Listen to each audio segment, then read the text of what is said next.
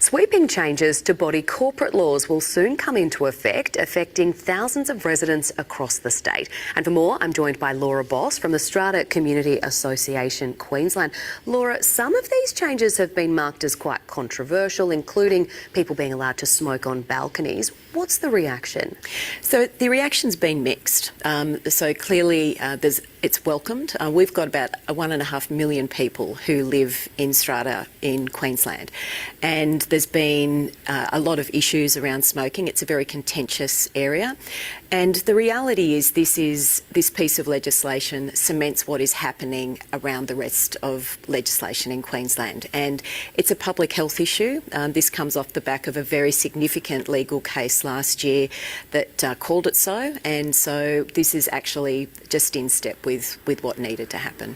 These changes have only just been introduced into Parliament. How long could it be before we see these changes actually take effect?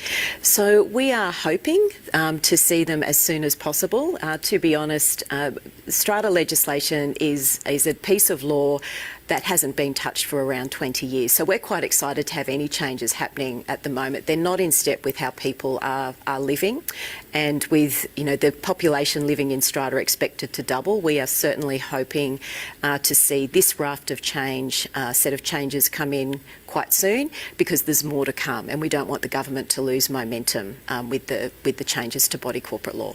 Overall, would you say this is good news for residents? What could it mean for housing supply across the state? So if we look at areas such as scheme termination, for example, and this one is quite contentious, because what has happened is they've changed the threshold from being 100% of people in a scheme or body corporate to terminate their scheme to now being 75%.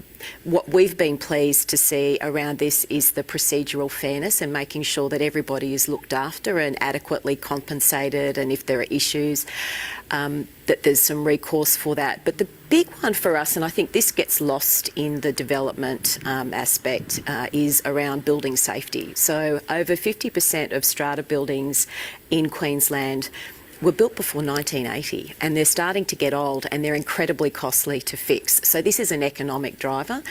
It gives an opportunity for a really run-down old six-pack to be redeveloped into perhaps something that could have 100 units in it. And to be honest, strata is one of the more affordable ways for people to home own. I've got 3 kids, and I would love them to be able to stay in Queensland, and I'm excited that we are now looking at ways to build confidence and certainly remove some of the contentious issues around strata to be able to make it a really attractive option for people. Well, we really appreciate your time this afternoon and your My expertise, pleasure. Laura Boss. Thank you so much for joining us. My pleasure.